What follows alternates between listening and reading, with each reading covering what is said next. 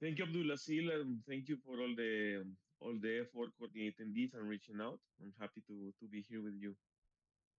So, to macroeconomics, I would say the starting point was thinking about mostly economic growth and thinking about how, over the span of 20, 30 years, a city, a country can change greatly in terms of lowering poverty, changing the productive system, what is being produced, how it's related to other countries, what might impede that some countries actually can improve the welfare of their citizens. That was a concern that I had already growing up in Colombia, seeing big disparities, lots of poverties, and wondering what are the key elements that are needed in an economy to actually prosper and grow relatively fast.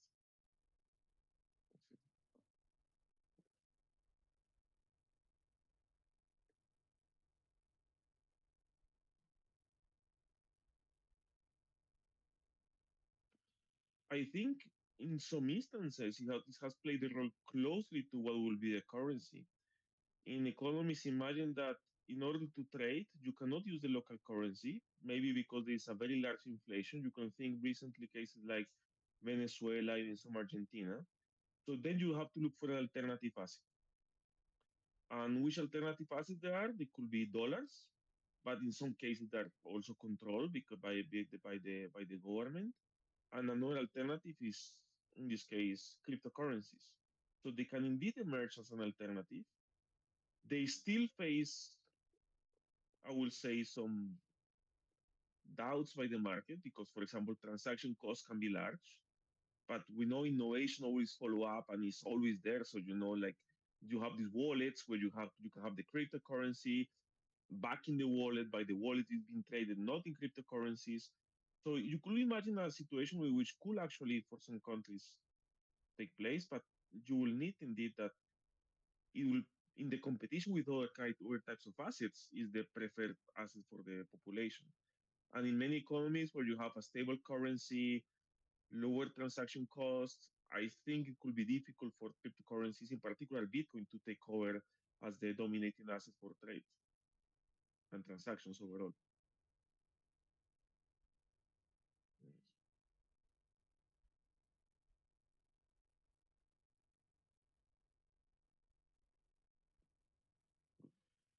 So first, imagine that from a first perspective, think that when a government issues debt, it's taking debt for all the citizens, and it has an income source that in principle is not like the family's income source that could be related to the earners of the family, how much they're going to work, or the income sources, but the income source of the government is going to be is coming from their capacity to tax their citizens. They have this monopoly to be able to tax the citizens, and in some cases also they have access to natural resources. So this is unique in the terms of the government because a government, for example, there are cases where you could issue debt that will mature in 100 years. That it will be almost impossible for a household. Or even debt that never matures, that will pay you something, a fixed payment every month for up to the foreseen future, like it has done during the wars. So that's one of the difference. But the second key difference is that when you're a government, you can get indebted in an asset that you yourself control, directly or indirectly through a central bank. So you think of a government that issues debt in their own currency, is an asset that they can create, that they can control. So this is completely different to what will happen with a household. Imagine that you will get indebted as a household in terms of, I'm going to pay you not in terms of dollars, not in terms of dirham, for example, I'm going to pay you with drawings of my kids. And instead, in exchange for that, you're going to give me a car. So I get indebted in something that I can produce relatively easy at home, and I pay back on that. So that's the big difference. The government can issue debt in their own currency, and that gives the possibility to pay back basically by creating this currency. And that's why sometimes it's called the debasement, that you issue a lot of debt, and then you wonder if you have the temptation to generate a lot of inflation, but creating a lot of liquidity. So you basically pay back this debt with the new asset that you create, with potentially side effects that are very harmful for the economy. For example, very large inflation. Mhm. So that's another key difference. Mhm. Yeah. And my next question, why are central banks trying to create their own digital currencies? To think that nowadays, Mm, in many parts of the world, most of the transactions do not take place with physical money. mm, In many parts of the world, you are not paying with a bill or coins, you are doing directly using your card. mm, Your card, then you are paying with an asset that is created by a bank. In most cases, your deposits or your credit cards. So this asset is created by a bank, but this asset for you has a value, an additional value, because you can make transactions with that. mm, So this value that we call it a liquidity value of this asset is partly taken now by the financial system. So it's part of the profit that the financial system can make is because they offer this asset for you that is highly liquid and is the mm, one they use for everyday payments. mm, So it's generally it's private monies, money created by the private sector. One of the arguments for the push for the central bank to start issue these digital currencies to say we want to still be, as the government, the providers of the main liquid assets for everyday transactions. mm, Before it was physical money, now physical money is not so much in use. So we want to move on and modernize and also provide the digital equivalent of physical money. mm, So then you can use this digital money not through the banks, not by paying a premium to the banks, but directly provided by the government. mm, And then you can use it directly by yourself. It's like you can have a wallet, imagine directly linked to the central bank. mm, You can imagine that this transfers income from the private sector to the government because now this liquidity premium that you're willing to pay to have this asset mm, can be captured by the government, mm, as it has been done for all the time with cash. You provide this premium also to the government. In another part, also to facilitate transactions and avoid some more arguments have been devoted to financial regulation and to avoid financial crisis, that you have this backbone of generating liquidity that can be readily used, provided by the government. That those don't necessarily have to go through a financial system. mm. Thank you, Professor. And my last question for the part one, what would happen if a country completely closed its borders to all foreign goods? You can start thinking of many, if you think, for example, the standard consumption basket in most economies Mm, is composed by goods that are produced inside of the country and a sizable fraction that could be produced outside of the country. mm, These are the consumption levels. So you have to start thinking, are those goods are imported necessary? mm, Are they vital for our survival? Are they important for our welfare? So you have to take them out of the equation, first of all. mm, Second is that you have to think, can we replace these goods for something that we can produce in-house in our uh, country? huh, And then as you go through a supply chain, you will see that it's not only the consumption good that you import, you start importing also raw materials, you import machinery, you import capital.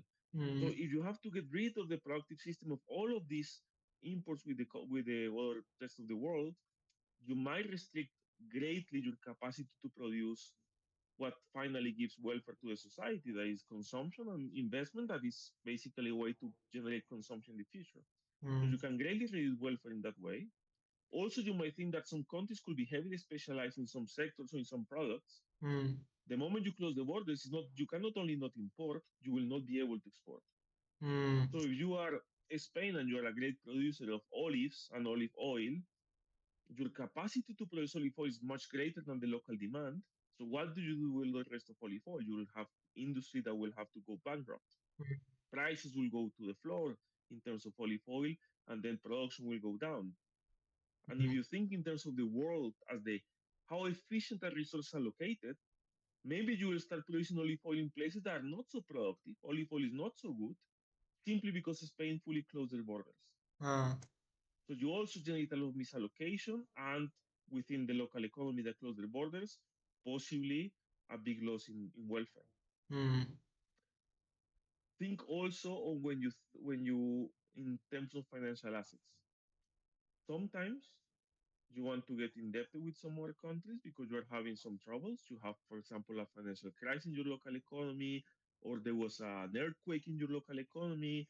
So you might want to provide the citizens higher consumption, despite the fact that could be different to produce, by getting indebted with other countries. Why mm, do you get indebted? Because the other phase of indebtedness is that you are getting goods in exchange for nothing. mm, So I get an earthquake like recently happened in Venezuela. In principle, you could get some imports of food, shelter in exchange for debt that you will mm, pay in the future. So also these links to financial assets will be disrupted mm, because the way you get indebted and the way you pay back debts, it has a mirror on the trade balance. Is mm, the flow of goods and services across countries. So you break the possibility of flow of trade and services, you basically then go to break the possibility of financial integration and possibly insurance across different economies. When mm, I'm doing bad, you lend to me. When you're doing bad, I lend to you or I pay you back. And that those financial flows are implemented also through trade. mm. Got it, Professor. Thank you. And moving on, I had some questions about your research paper that is called Can a Sovereign Wealth Fund Improve Fiscal Sustainability? So, my first question, you tested the claim that a debt-funded government stock fund makes public debt more sustainable using a very simplified toy model. Do you think that same claim would still hold up in a bigger, more realistic version of the world? It will be conditioned on many different factors indeed. If you're Mm, thinking, think of the motivation of this paper. That was the quantitative easing mm, in the world. Central mm, banks, after the financial crisis, they start issuing liabilities, debt, mhm, that is a short-term debt to the financial sector that they give to the financial sector, and they were buying assets. For example, in the US, they were buying mortgage-backed securities. mhm, This bundle of assets that were backed by mortgages. They mhm, were also buying corporate debt. So if you see a portfolio of the central banks, it changed completely mhm, from having a very thin portfolio, not many assets, not many liabilities, to lots of assets, lots of liabilities. mhm, So now you can think that these banks are basically running for the government because they are integrated at the end of the day, a wealth fund. You see, which asset do we have? We have corporate debt from this firm, this other firm. We have mortgages from these households. But we also have liabilities that we use to buy these assets. Then we owe local banks these assets that are mature. They can be claimed any moment. mm, So this could entail risks, but this can also entail some profits for the government. mm, Because since you have assets and liabilities, if your assets give you a higher return than what you have to pay back in your liabilities, mhm, then you're making a profit there from this margin. mhm, And this is the standard margin that private banks do and how they make money. This margin between what they gain their assets and their liabilities. So the moment you start getting these resources by exploiting this margin, you don't have to resort so much to taxation. mm, And typically taxation is distortionary. It's going to change the way resources are allocated in the economy in the way that lowers welfare. If I charge you a 50% income tax on your work, maybe you decide to work not 10 hours, but maybe 7. mm, Maybe you pick a less risky occupation. mm, And this might generate that your talent is not allocated in a way that would maximize welfare and your own utility. So mm, in that sense, these banks, the central banks were creating these welfare funds. And for many years, for example, after the financial recession, they created profits, additional profits that were not there. mm, In the case of the US, the profits that are transferred from the central bank, the Federal Reserve, to the government, they almost tripled by 2014-15. This created somehow higher fiscal space. There were bills approved for expenditures that were financed by this additional income. There are mentions about this additional income in the FAST Act, in a bill to invest in infrastructure. And it seems that, okay, we're expanding what we can do without increasing taxes. So that we highlight in the paper. But then we also highlight the other side of the coin of this. The negative effects of this is that you carry then more risk for the sovereign. You have more assets, you have more liabilities, but you also have more risk. Your assets on 2022,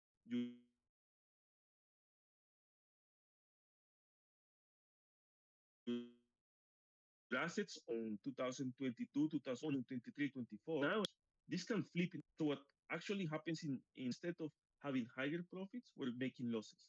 Losses implied less transfers to the government, lower fiscal capacity for the governments.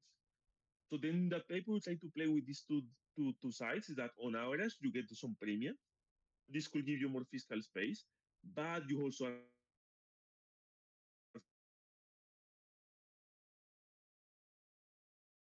So when you have this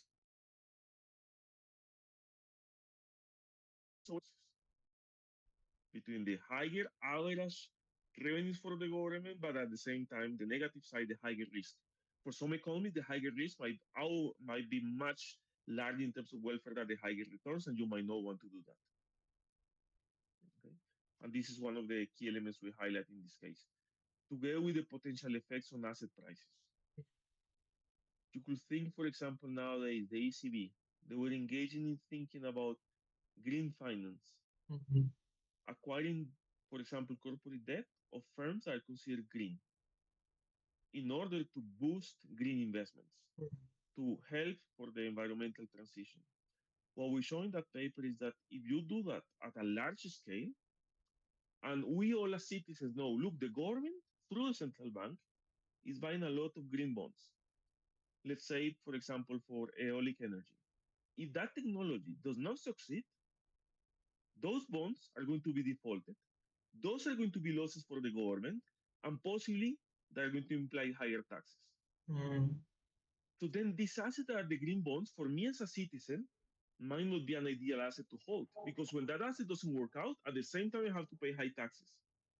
So I say, look, this is a very poor hedge against the risk of high taxation in the future. I prefer not to buy this asset. So what we show in that paper is that indeed, if the government does this in big scale to buy these assets, it might actually lower the price of the asset, mm, as opposed to a more natural convention to think that, look, there is a national buyer, the price should go up. But here, because of the interaction between the asset and taxes, that the government goes very aggressively to buy an asset might actually lower the price of the asset. mm. Thank you, Professor. My next question.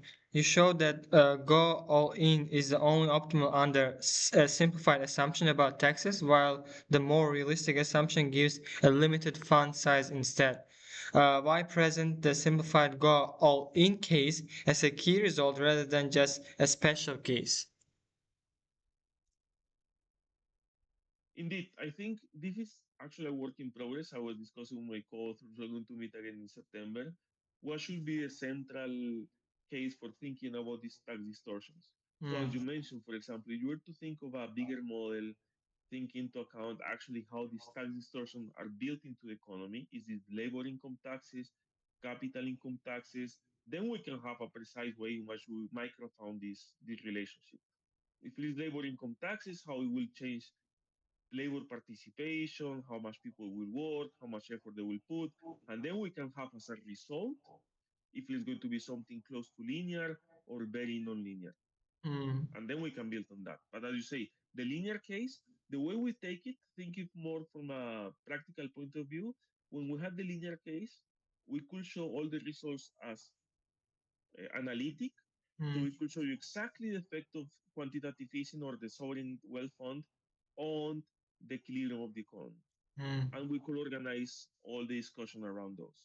So locally, if you start with a very small sovereign wealth fund that you increase just by a bit, you could think that this is a local approximation that is linear when you start at very low levels of the sovereign wealth fund.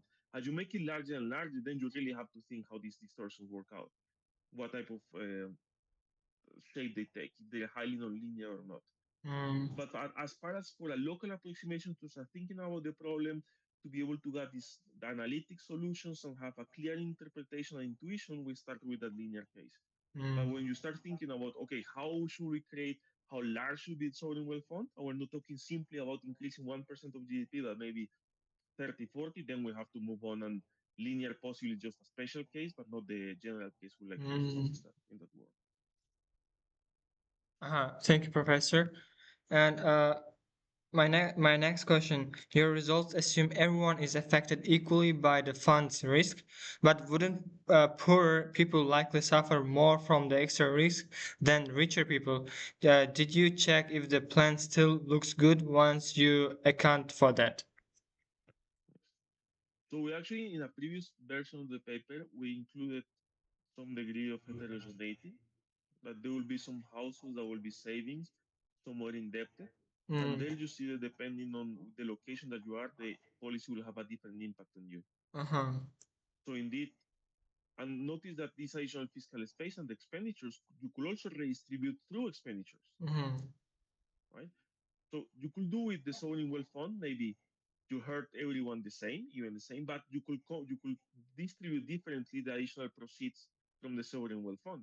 You could finance mostly, for example, schools, education, and health, and then it's going to flow mostly to the lower levels of income in the population, so you can adjust.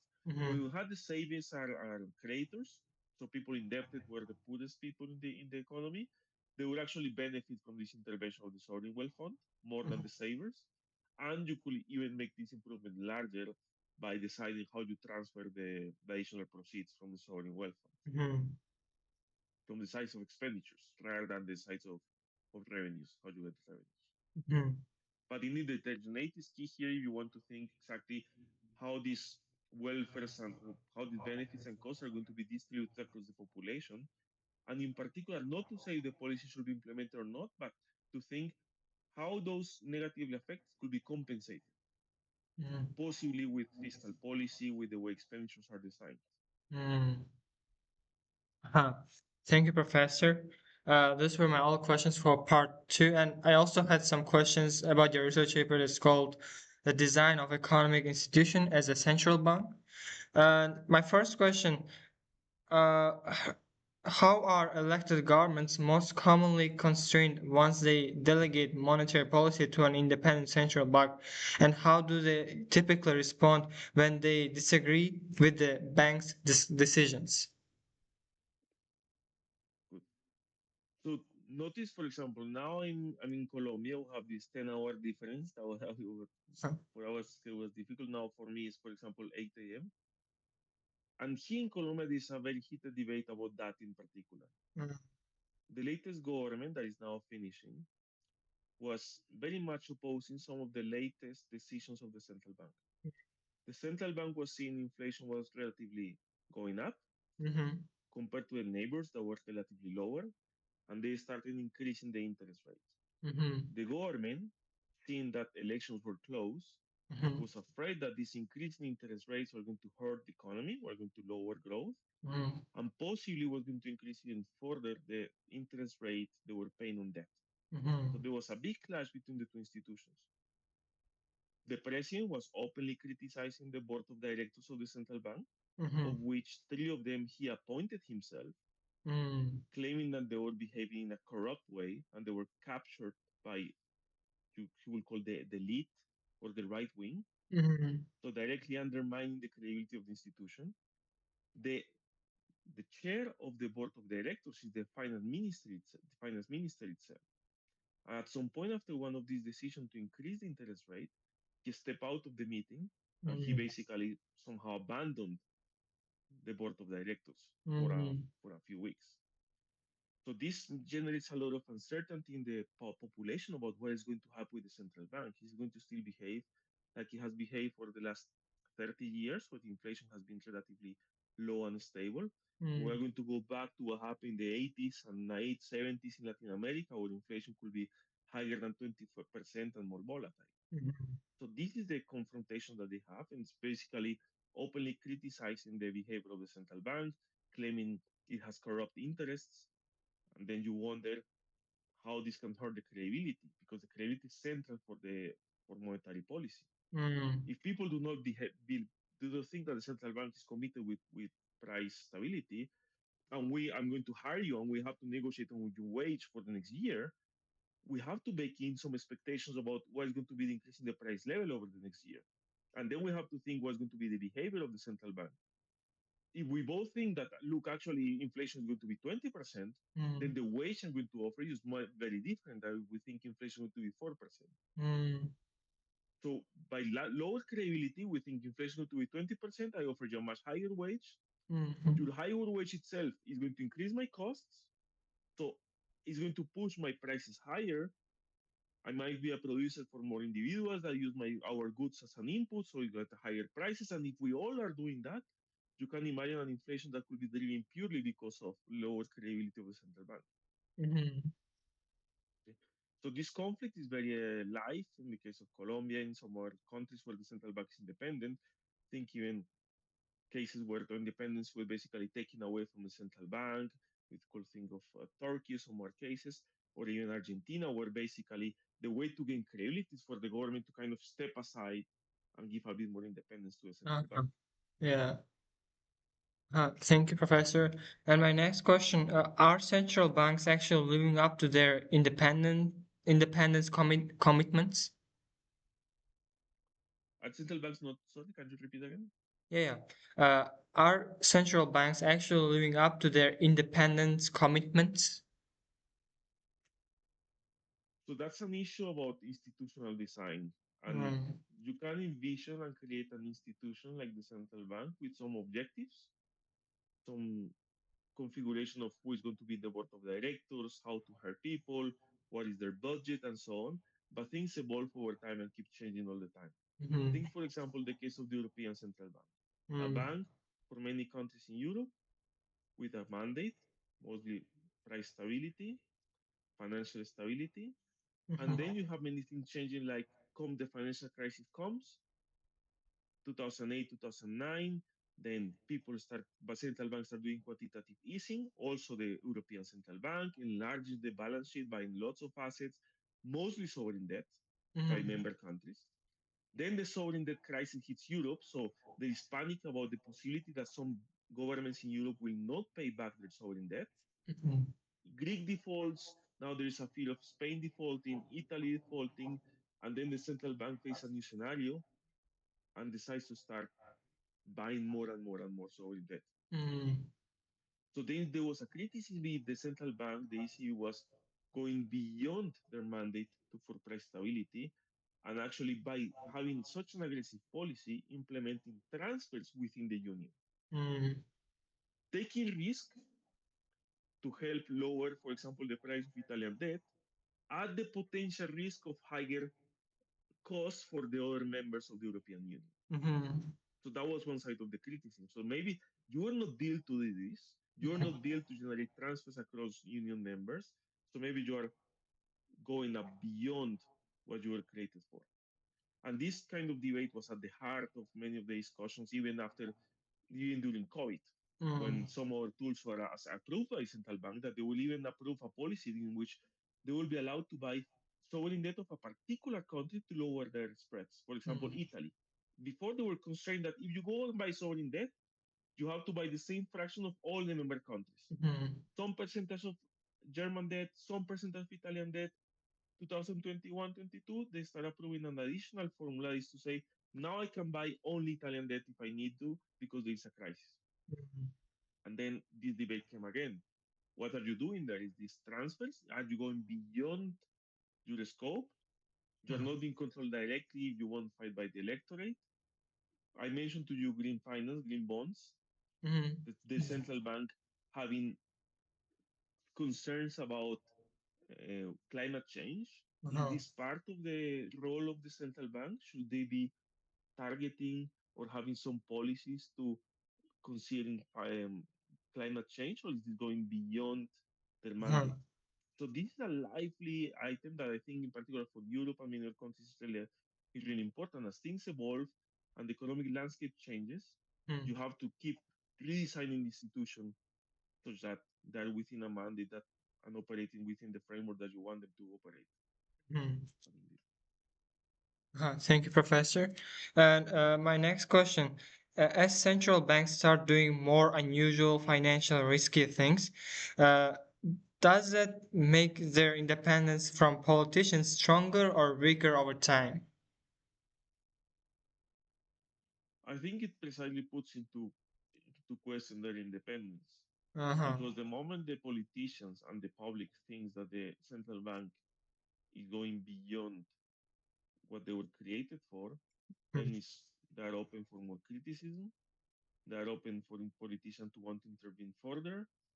And then we go back to this debate of shall we change the central bank? Shall we have lower independence?